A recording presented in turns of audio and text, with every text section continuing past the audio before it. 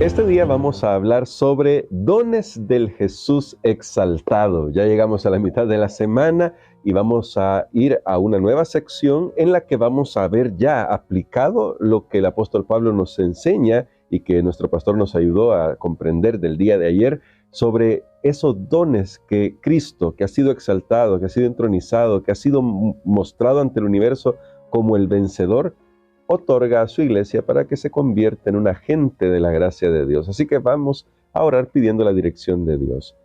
Bondadoso Padre, hoy ayúdanos a comprender cuál es el don que hemos recibido, es decir, cómo podemos servir en la iglesia, porque queremos que esto se convierta en algo práctico en nuestra vida y por eso rogamos que tu Espíritu Santo ilumine nuestras mentes en el nombre de Cristo Jesús. Amén. Vamos a ir de lleno al texto como lo hemos hecho en estos días y vamos a leer ahora los versos del verso 11 al verso 13. Ahí dice la palabra de Dios de la siguiente manera. Efesios capítulo 4 versos 11 al 13. Él mismo dio a unos el ser apóstoles, a otros profetas, a otros evangelistas y a otros pastores y maestros, a fin de perfeccionar a los santos para desempeñar su ministerio para la edificación del cuerpo de Cristo, hasta que todos lleguemos a la unidad de la fe y del conocimiento del Hijo de Dios, a un estado perfecto, a la madurez de la plenitud de Cristo. Pastor, hay varias preguntas acá que surgen en mi mente, pero quizá la primera es, ¿cómo debemos comprender este listado de dones, quiero decir, que hace el apóstol Pablo? Porque no es la única vez que hace el listado de dones. Pero, ¿qué sentido tienen acá en el contexto de esos dones que está dando Jesús? Bueno, aquí el apóstol Pablo toca específicamente, es una de las listas más pequeñas de dones que hay en el Nuevo Testamento y toca especialmente aquellos dones de liderazgo. Recordemos, haciendo tal vez un repaso de lo que hemos estado estudiando en estos días, que ya el apóstol había hablado de ese don que Dios le dio, el ministerio, para aclarar a las personas, a las iglesias, ese misterio de el plan de salvación. Luego el apóstol pasa de hablar lo que había sucedido en su vida para decir que lo que estudiamos ayer, a cada uno, es lo que dice Efesios 4:7, a cada uno de nosotros nos fue dada la gracia. Pero hoy pasa del a cada uno a decir que hay un grupo, dio a unos dentro de la iglesia. Y ahí menciona estos dones: apóstol, profeta, evangelista y pastores y maestros, porque debemos verlos en unidad, están unidos por una conjunción que ese y une tanto pastor como maestro, está diciéndonos que es uno solo. Así que estos son los dones de liderazgo, son los dones de liderazgo. ¿Por qué es tan importante entender esto? O sea, cuando yo estaba estudiando esto, realmente me doy cuenta que aunque estos dones tienen una función específica que ya la menciona él mismo, ahí más adelante no tenemos que adivinar para qué son esos dones de liderazgo o pensar que tienen algún objetivo, alguna agenda oculta. No, para nada. Tienen un objetivo muy específico, pero es bien importante saber que en la iglesia de Dios hasta el fin del tiempo iban a existir estos dones. Y creo que ahí hay algo que tenemos que saber. Por ejemplo, profetas, evangelistas, iba a haber en la iglesia hasta el fin del tiempo. Estos dones son dados con el propósito de perfeccionar a los santos para la obra del ministerio y para la edificación del cuerpo de Cristo. Entonces tenemos que ver que estos dones, aunque son importantes, no es que vamos a ver a las personas que tienen estos dones como con decir, bueno, les vamos a dar un puesto especial, o son ellos los que mandan, los demás tienen que obedecer ciegamente. ¿Sabe por qué no? Porque todos tienen dones. Sí. Es como el pastor. No debemos pensar, bueno, el pastor es un pequeño papa, ¿verdad? Que está ahí para gobernar y mandar a todo mundo qué es lo que tiene que hacer. Porque él tiene un don, claro, un don de liderazgo para ayudar a aquellos que trabajan con él, que también tienen un don o más dones, y de esa manera se logra la unidad del cuerpo de Cristo y el propósito del cuerpo de Cristo, que es anunciar el evangelio a este mundo.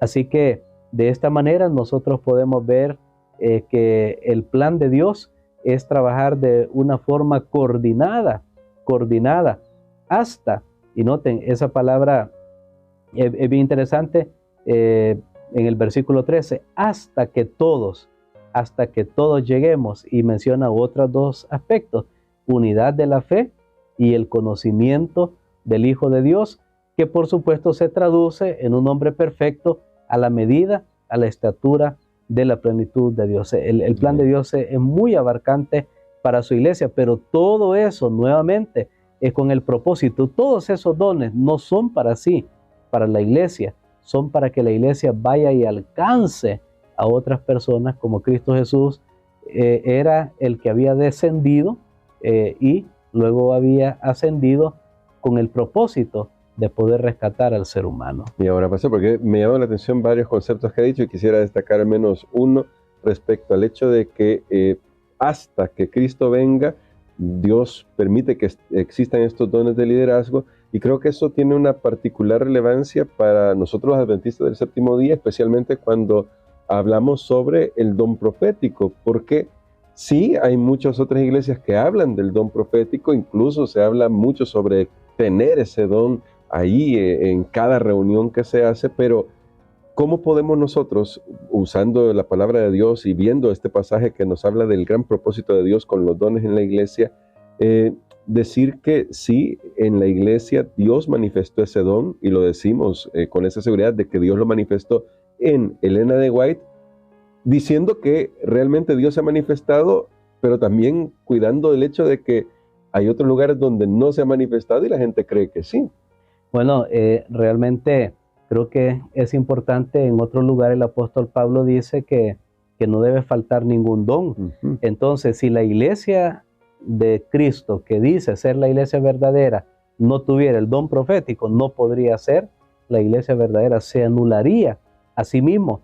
O si la iglesia que dice que tiene la verdad basada en la palabra de Dios no tiene el don profético, entonces se anularía nuevamente a sí mismo. Afortunadamente, la iglesia de Dios de estos últimos días, la iglesia remanente que guarda los mandamientos de Dios, tiene en su presencia el don profético, y es un don que nuevamente es un don que Dios suscitó en la iglesia para perfeccionar a los santos. Me gusta mucho esa palabra santos, porque le da un uso realmente práctico, y no como lo que muchos han pretendido, que santo es alguien que ya no peca, que claro, pero para ya no pecar está colgado en una pared, una fotografía, una imagen, porque en vida no puede hacerlo.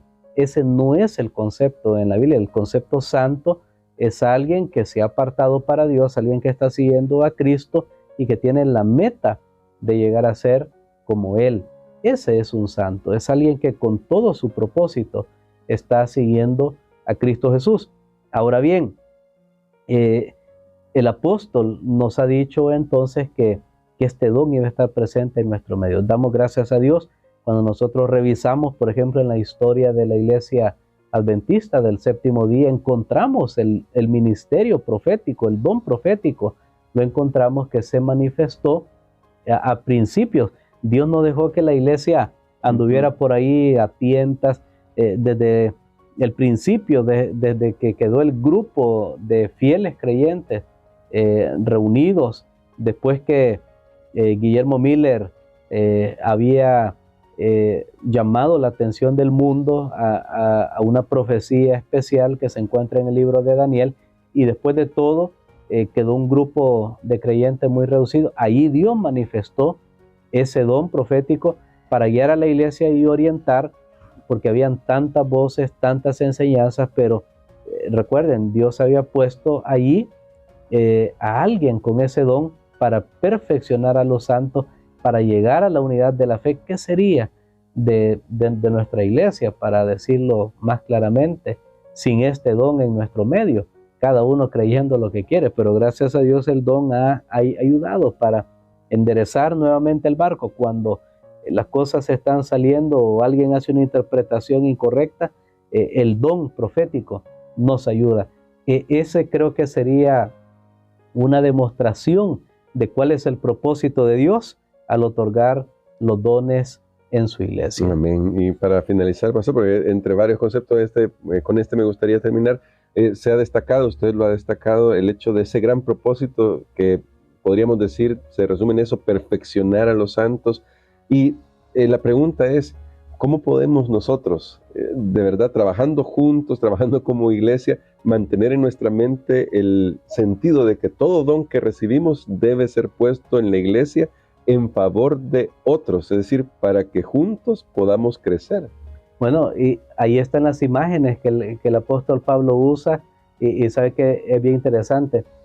Por ejemplo, la iglesia no es como un bus. Voy a poner una ilustración donde va alguien manejando y los demás van ahí pasivos, sentados, simplemente esperando llegar hasta el destino. No, la iglesia no es un bus, sea que maneje el pastor, el anciano o quien sea, porque muchas personas, o voy a decirlo de esta manera, algunos están esperando que la iglesia funcione de esa manera, que haya un líder, él dice todo lo que hay que hacer, todo el mundo va y hace eso. Pero aunque reconozco que tiene que haber liderazgo y que hay dirección y todo eso, pero recordemos, el líder, el que tiene estos dones de liderazgo, está tratando con otros que tienen también otros dones, y que todos los dones se complementan y se necesitan.